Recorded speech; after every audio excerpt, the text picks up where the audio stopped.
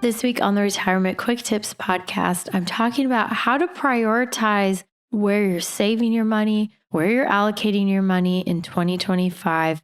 In other words, we want to save in the right accounts in the right order that will help you get to a better financial stability, security, not worrying so much, having more peace of mind when it comes to your finances. And this is an essential component of that. So today we arrive at the fourth rung on the ladder. The first rung was liquidity, having enough savings cash for emergencies, things like that. Then we move on to putting some money towards retirement plan contributions, like getting the maximum match through your workplace plan. Then yesterday I talked about the third rung, which is debts and getting those out of your life. Any non-mortgage debt we want gone, especially in the years leading up to retirement, because you still have the income to pay that off. I didn't mention that yesterday, but that is a key component as well. It's a lot harder to pay off debt when you're retired and your income is lower versus when you're still working and you have the ability to do that, generally much better than when you're retired. All right, so today we get to the fun stuff. Unfortunately, for most people, this one comes first in the order of priorities, and I'm putting it in fourth place, and for good reason. So what is this? It's earmarked savings, saving for a specific goal that isn't retirement or having enough cash savings set aside. So this could be saving for your kids' or grandkids' college fund. Maybe you're saving up for a home remodel.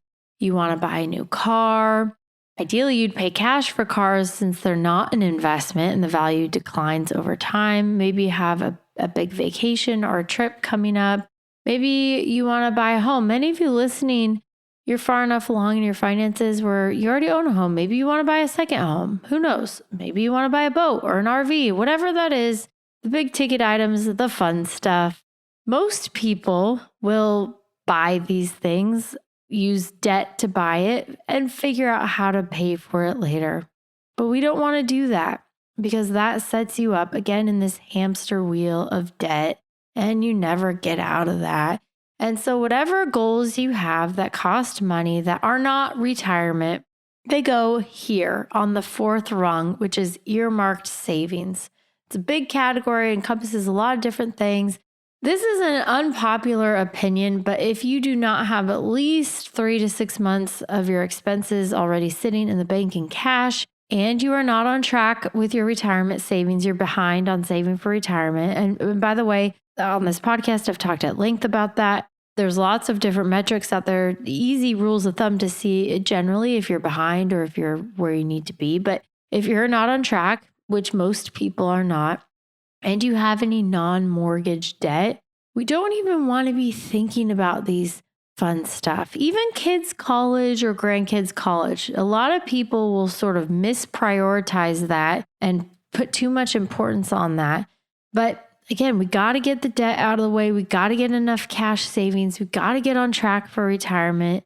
I'm just spitballing here, but I'm guessing that like 90 to 95% of the population, Americans, they're going to prioritize these things first. Again, a lot of times they're putting them on debt and then figuring out how to pay them off later, but they're neglecting the more important savings first: cash, retirement, paying off debts, etc.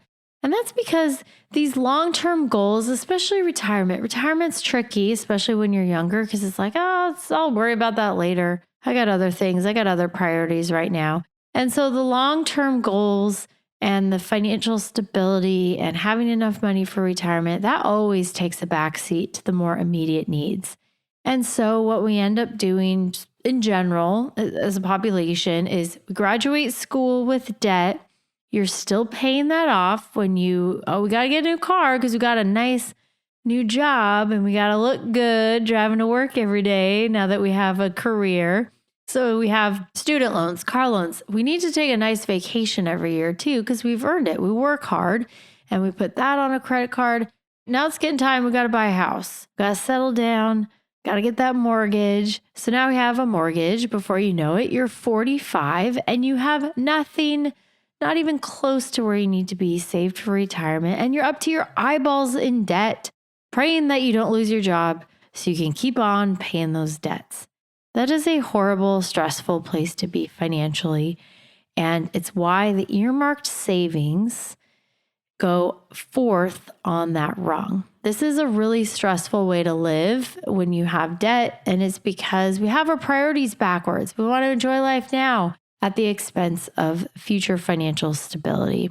But if you can remain disciplined about saving for earmarked or miscellaneous things after you have climbed those first three rungs of adequate cash savings, you're saving something, at least enough to get the employer match at work, and you only have mortgage debts, no other debts, then we can start setting aside money for other things, because now we know we're putting the right priorities in the right order.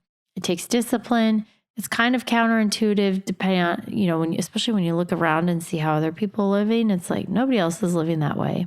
Well, the people who are not super stressed financially, that's who's living that way. All right, that's it for today. Thank you so much for listening. My name is Ashley Michike, and this is the Retirement Quick Tips Podcast.